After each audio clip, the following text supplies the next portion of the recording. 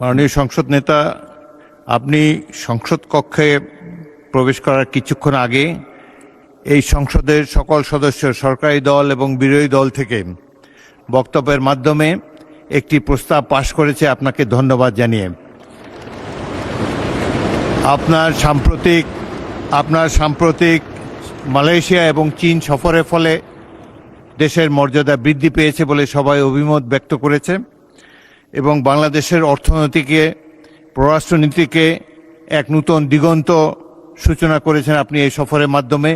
সেজন্য আপনাকে ধন্যবাদ জানাচ্ছি এই সংসদের পক্ষ থেকে। Welcome back to this parliament. বিসমিল্লাহির রহমানির রহিম। মাননীয় স্পিকার,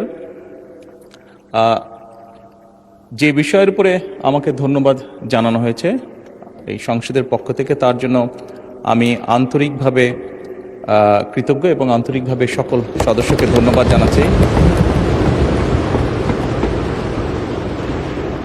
মাননীয় স্পিকার, এখানে মূল বিষয় এটি হচ্ছে যে বাংলাদেশের মানুষ আমাদেরকে দায়িত্ব দিয়েছে তাদের স্বার্থ দেখার জন্য। আমাদের দলের অবস্থান থেকে আমরা একটি স্লোগান ব্যবহার করি, সেটি হচ্ছে যে বাংলাদেশ ফার্স্ট বা বাংলাদেশ প্রথম।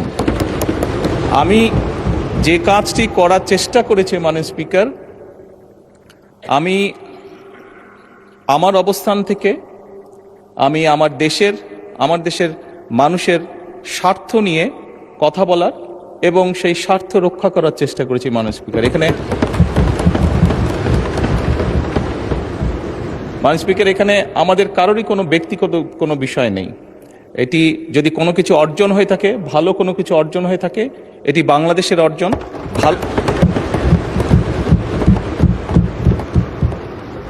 এই সফরের মাধ্যমে যদি দেশের মানুষের কোনো অর্জন হয়ে থাকে, সেটি দেশের মানুষের অর্জন মাননীয় স্পিকার। তবে মাননীয় স্পিকার, যেহেতু সংসদের সকল সদস্য, বিশেষ করে বিরোধী দলীয় নেতা, উনিও উৎসাহ প্রদান করেছেন দেশের জন্য, দেশের মানুষের পক্ষে কাজ করার জন্য, সেজন্য আবারও আমি আমার ব্যক্তিগত পক্ষ থেকে সকল সদস্য, বিরোধী দলীয় নেতা সহ সকল সদস্যকে আন্তরিকভাবে ধন্যবাদ জানাচ্ছি। ধন্যবাদ।